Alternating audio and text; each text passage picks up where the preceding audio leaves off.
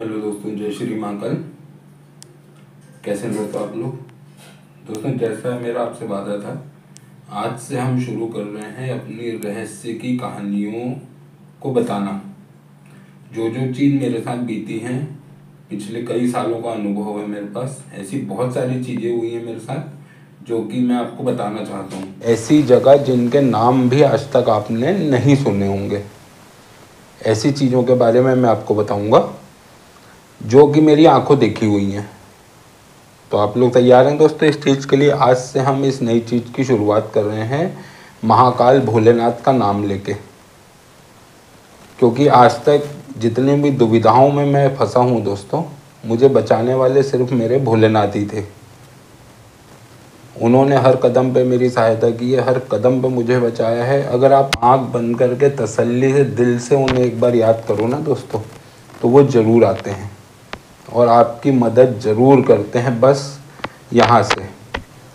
यहाँ से उन्हें पुकारने की देर होती है। तो आज हम जो जो टॉपिक डिस्कस करेंगे दोस्तों, उसमें सबसे पहले आपको एक छोटी सी कहानी सुनाऊंगा मैं, जो मेरे साथ बीती है। उसके बाद हम आज के मैच पे भी बात करेंगे। तो आप लोग दोस्तों जल्दी से चैनल को सब्सक्राइब कर दें, वीडियो को लाइक कर दें और फिर हम आगे बढ़ते हैं अपनी कहानी पे। तो दोस्तों कहानी ये है कि लगभग ये बात है आज से 15-16 साल पहले की। उस टाइम दोस्तों मैं पत्रकारिता के क्षेत्र में हुआ करता था। मैं एक न्यूज़पेपर के लिए काम करता था। तो बात है ये मध्य प्रदेश की। मध्य प्रदेश में एक जगह है दोस्तों, पिपरिया।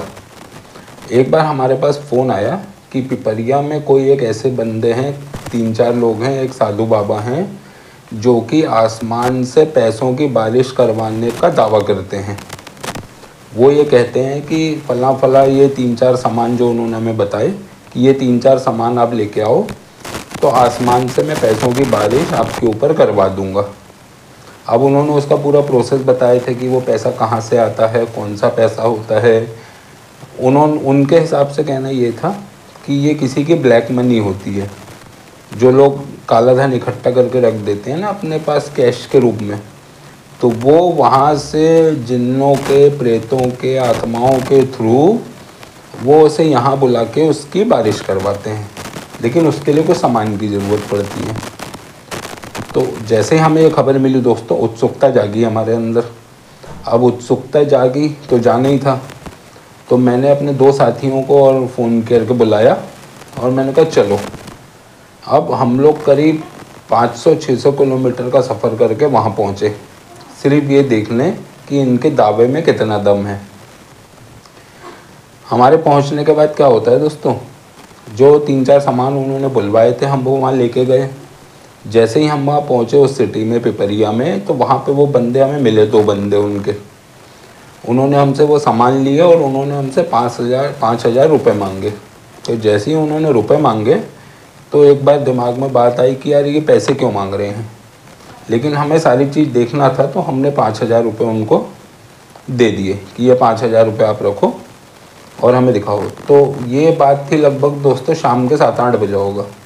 तो उन्होंने कहा यहाँ से 15 किलोमीटर दूर अंदर जंगल में हमारा घर है, आप हमारे साथ वहाँ चलो, रात को वहीं रुकना और रात को हम आपको ये करके दिखाएंगे। तो मन में कुछ संदेह हुआ दोस्तों, थोड़ा सा डर भी होता है मन में। तो रात के टाइम हमने जाना ठीक नहीं समझे, वहाँ पे उचित नहीं समझे, तो रात को हम नहीं गए वहाँ।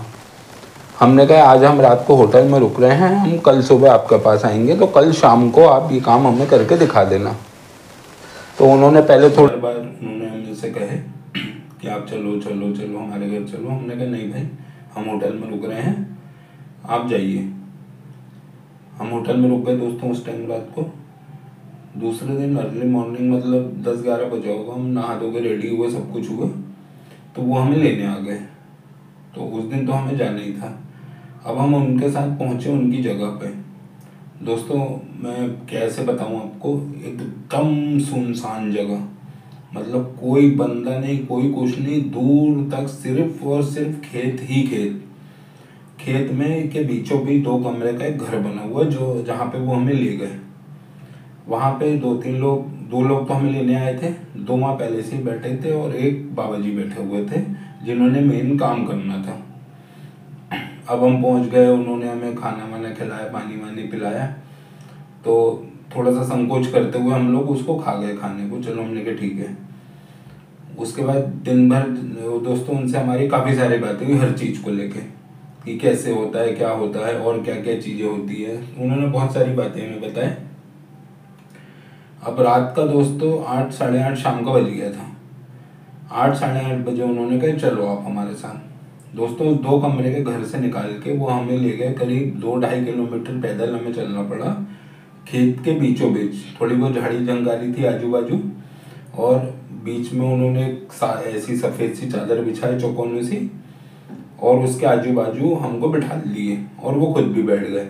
मतलब आप समझ लीजिए ये ऐसी चादर है, उसके आजू बाजू पूरा हम लोग राउंड बना के बैठ गए। अब दोस्तों उन्होंने अपने मंत्र वगैरह जो भी उनको पढ़ना था, मुंह से भूत बुलाना उन्होंने शुरू करे। करीब 15-20 मिनट उनका ये चला होगा। 15-20 मिनट बाद कहते हैं कि चलो यहाँ पे नहीं हो रहा है।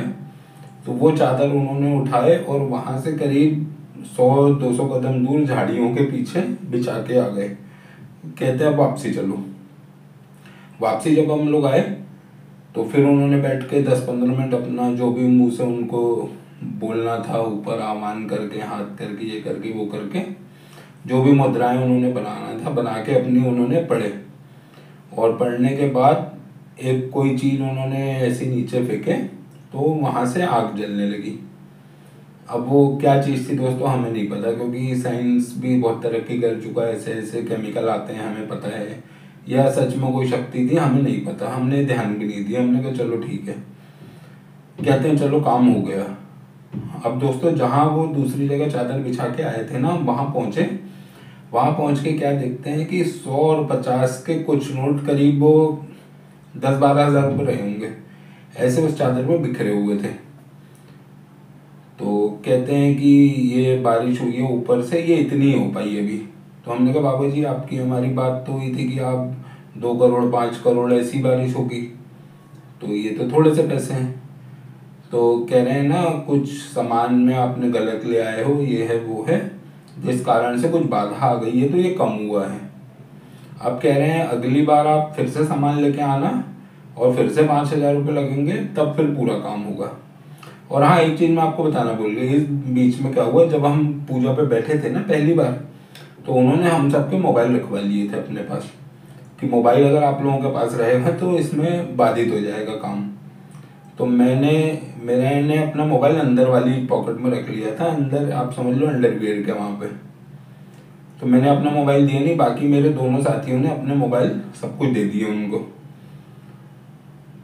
तो अब जब ये गड़बड़ हो गई कि उन्होंने कहा कि ये बाधा आ गई, वो बाधा आ गई, अब ये काम नहीं हुआ, ऐसा वैसा, तो हमने कहा चलो ठीक है, हम अगली बार, हम समझ गए थे कि हमारे साथ गड़बड़ हो गई है, तो हमने कहा चलो ठीक है हम अगली बार आ जाएंगे, आप मोबाइल वापस कर दो। तो कह रहे हैं वो मोबाइल भी अब हवा में लटक गए, बाकी पैसों के साथ। अब जब अगली बार आओगे ना तो जो बारिश होगी तो वो मोबाइल भी आपके गिर जाएंगे उसमें। उस टाइम मेरा एक साथी मुझसे कहता है, मैं उससे झगड़ने वाला था बाबा से कि नहीं ऐसा नहीं हो सकता, आप मोबाइल दो। मेरा एक साथी मुझे ऐसी कोनी मार के कहता है कि भैया चलो, भैया चलो। मैंने कहा क्या हो गया भाई, तेरा और वो दूसरे का मोबाइल है वो तो ले लें दे। कह रहा नहीं चाहिए भैया मोबाइल, चलो यहाँ से। तो मैं समझ गया कि इसने कुछ ना कुछ देखा है और पक्का कुछ ना कुछ गड़बड़ है। हम लोग 2-2.5 किलोमीटर चल के अपनी गाड़ी के पास तक आए, गाड़ी में बैठे और गाड़ी हमने वहाँ से सीधे निकाल लिया बाहर मेन रोड पे। जब मेन रोड पे पहुँच के मैंने गाड़ी रोका तो मैंने उससे पूछा, मैंने कहा भाई क्या हुआ, तूने ऐसा क्यों बोला वहाँ से बिना मोबाइल लिए चलने के लिए। तो कहता है भैया वहाँ झाड़ियों के पीछे कम से कम 25 लोग लठ और दूसरी चीज़ें हथियार लेके खड़े हुए थे, अगर हम वहाँ झगड़ा करते ना तो वो हमें मार देते वहाँ पे। तब मेरी समझ आई बात कि ये क्यों मना कर रहा था। तो दोस्तों वहाँ से बहुत बच के निकले हम लोग। फिर हमने कब क्या स्टेप उठाए, तो सबसे पहले हम वहाँ के संबंधित डीएसपी साहब से मिलने गए। थाने पहुँचे, डीएसपी साहब को हमने कॉल करे, वो भी वहीं आ गए। हमने उनको अपना परिचय दिए कि फलाने न्यूज़पेपर से हैं, पत्रकारिता ये वो।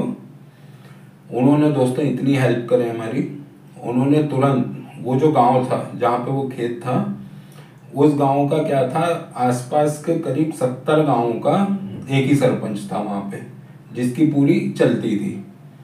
उन्होंने सरपंच को फ़ोन करे कि ऐसे 2 पत्रकार साथी आए हैं, उनके साथ ये हुआ है। तो वो सरपंच तो फ़ोन करते ही समझ गया वो कौन थे।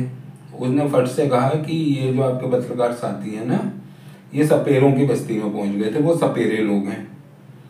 तो उन्होंने एक फ़ोन करके अपने 2 आदमियों को भेजा सरपंच ने, वो उन 4 बंदों को, बाबा को, सबको वो सरपंच के घर में ले आए।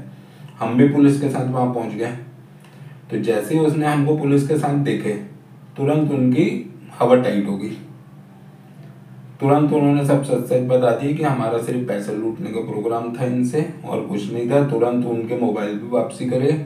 तब मैंने उनसे पूछा, मैंने कहा मोबाइल तो हवा में लटके हुए थे भाई, अब कहाँ से आ गए? तो कोई जवाब नहीं। ऐसे लोगों के पास आपको पता है दोस्तों, कोई जवाब नहीं होता। तो ऐसे ही मामला निपटा, उनको जेल हुई। फिर हमने उनके खिलाफ कंप्लेंट करे, उनको अंदर करवाए कि ये ऐसे भोली वाली जनता को लूटते हैं। दूसरे दिन हमने अपने पेपर में इसके बारे में पूरा विस्तृत रूप से छापे थे। तो दोस्तों इस सफ़र में ये ऐसा हुआ था हमारे साथ।